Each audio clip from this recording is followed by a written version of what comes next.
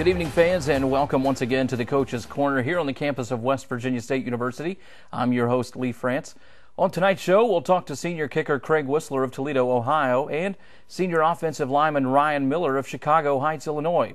Right now, we always turn to head coach Earl Monroe to discuss the Yellow Jackets' 48-26 loss to West Liberty and set up this Saturday's matchup at Glenville State. Coach, the game against West Liberty, boy, right from the beginning, it wasn't good. No question. It's definitely not the way you had planned to start a football game. It's not the way I dreamed it the night before. We were in a pretty safe coverage, cover three. We should have been able to handle that play, but we had some guys looking in the backfield, evidently weren't ready for a pass on first down, which they should be reading their keys, and we got torched for a long game.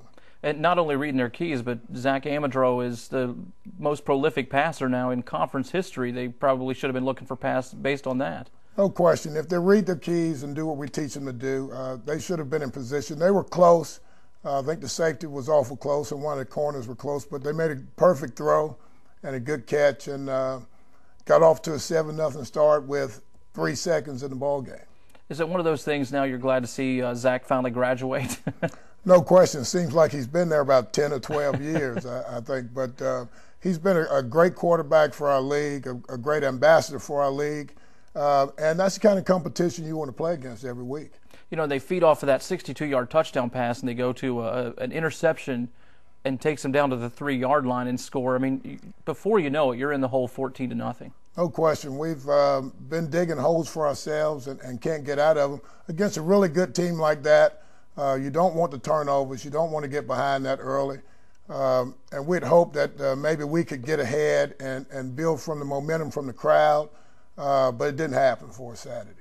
And then you start the second quarter in a fumble, basically to start the second quarter, a 24-yard loss by your quarterback. We talked a little bit about technique for Ricky carrying the ball a little bit low on that particular play. Yeah, he had the ball. He was trying to make things happen. I think he was overzealous, trying to make things happen, in front of the crowd and the homecoming. And he just didn't protect the ball like we teach him to do in practice.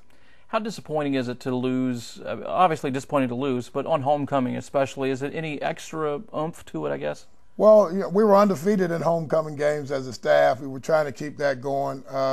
You'd like to put on a good show for your alumni and make their weekend, so to speak, with a win. But we also needed a win for ourselves. Mm-hmm. I mean, our guys are working hard. The staff's working hard. And, you're putting 12, 14-hour days in, and you're not seeing the fruits of your labor. So it gets a little frustrating. We have to get in that win column sooner or later, hopefully this week. And we were hoping that, again, we could do it for homecoming. After Ricky fumbles there, you go back, change quarterbacks, put Robert Jackson in. Was it because of Ricky's lack of production up to that point, or what was the thought process there?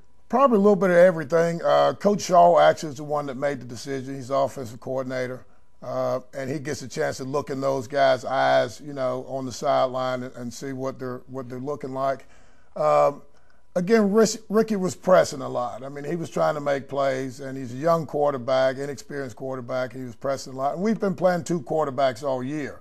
So it's no big deal us changing quarterbacks, but he was having a tough time. We were looking for a spark, and BJ actually came in and gave us a spark.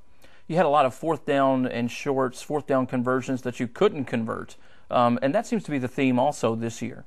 No question. Tough decisions for me. We've got a pretty good kicker this year. But when you get down 2 or 3 touchdowns, you start looking at the clock and you start saying 3 versus the possibility of keeping the drive going and getting 7. And hopefully you can get some of those fourth downs, fourth and shorts. You like to put confidence in your offense, and we have not been able to get that done. The first score for you guys this past weekend was a safety. Talk about that play and what happened. Well, we had them backed up, and, we were going to try to, blitz them and make them do something quick. And we actually had some movement on our defensive line. We actually moved into another defense, and it kind of got their center a little jumpy, and I think he snapped the ball wide to the right, I believe, and the quarterback wasn't able to handle the ball and went out of the end zone. Now you go halftime. This is one of the most wide scoring margin halftime, 28-5. boy, in that first half, a lot of mistakes, a fumble, an interception. Just like you said, you were shooting yourself in the foot in that first half.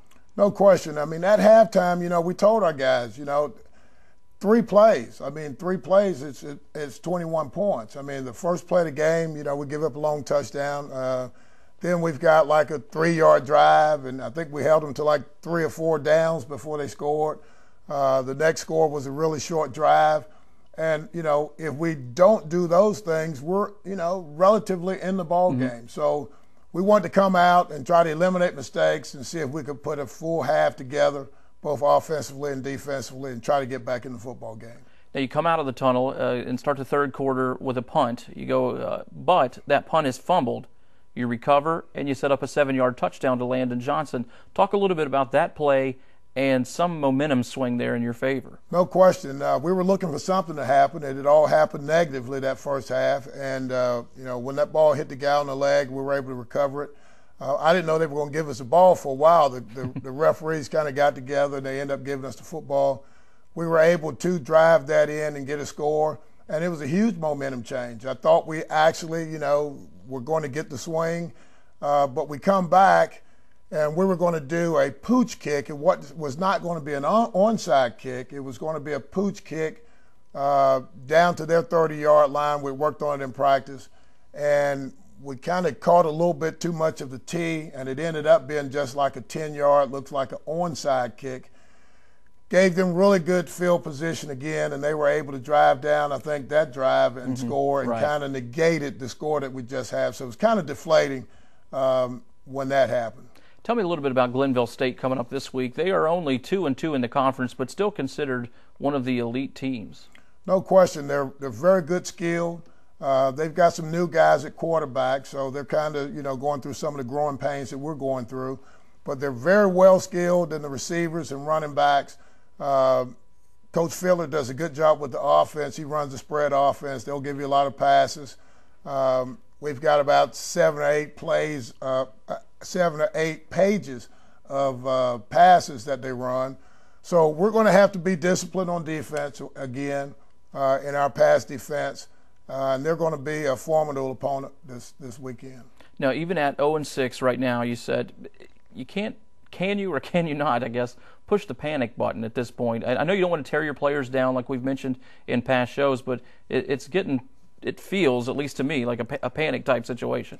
Yeah, but the only thing you could do is try to draw whatever positives you can from it. And, there were some positives in the game on Saturday. Some guys that hadn't played well. Unfortunately, some guys that have been playing well played bad.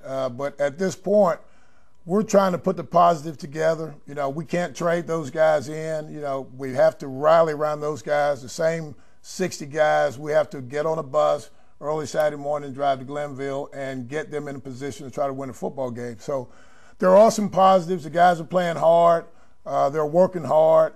And we're trying to do everything we can this week. Should be a pretty good football game up there again. Like you said, they're 2-2.